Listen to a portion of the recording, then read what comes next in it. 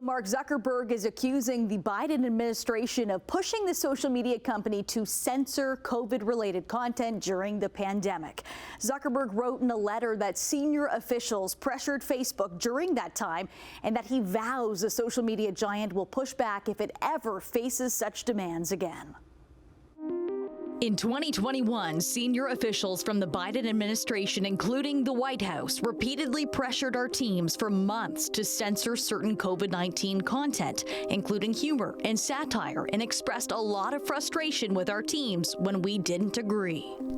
House Republicans, Becky, they're already, highlighting this information, celebrating this admission on the part of Zuckerberg. The Meta CEO wrote a letter to the Republican-led House Judiciary Committee and described the pressure he felt was, quote, wrong, and said he regrets that his company didn't speak out more. Zuckerberg writing that Meta made some choices that, with the benefit of hindsight and new information, the tech giant would not make again.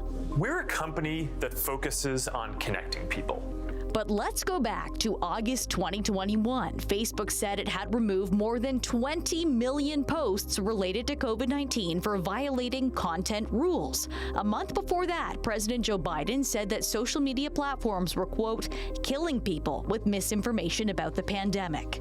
What Zuckerberg's letter last night truly underscores is whether social media firms should moderate content at all. You have this ability to control the flow of information, and that's really never existed before. Having a company that's run by human beings that have the ability to decide what gets broadcast, what gets its signal amplified, what gets suppressed, all that stuff is it concerns a lot of people. It's something Zuckerberg talked extensively about back in June with Joe Rogan. The pair discussed the censorship around the now infamous Hunter Biden laptop story during the 2020 election. You don't know, yes or no, if the laptop I don't have any idea. I have no idea. So could have been yours. Of course, certainly. There could be a laptop out there.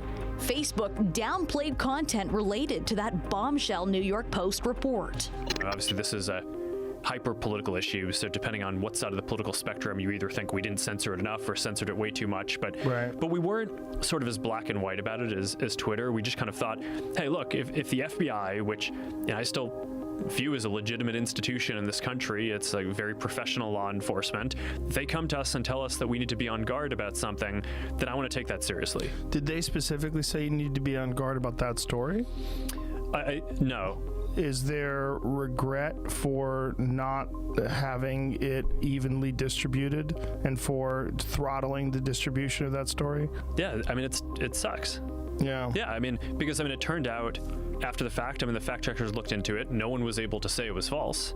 In the letter Monday to the House committee, Zuckerberg addressed the Hunter Biden censorship, saying it's since been made clear that the reporting was not Russian disinformation, and in retrospect, we shouldn't have demoted the story. There really is a tension going on here between the government and big tech over how content on social media should be policed and whether conservative voices often get silenced. Republican Representative Jim Jordan, who heads the House Judiciary Committee, celebrated the letter as a win, as he has alleged that big tech firms have colluded with the government to censor speech.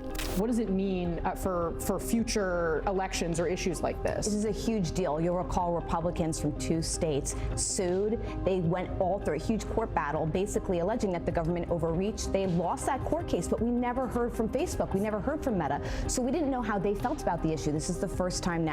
And them coming out and saying, look, this was a big deal. We don't agree with these policies. It sets a precedent moving forward. Welcome to the White House. A White House spokesperson has since responded to Zuckerberg's letter, saying, in part, the administration encouraged responsible actions to protect public health and safety.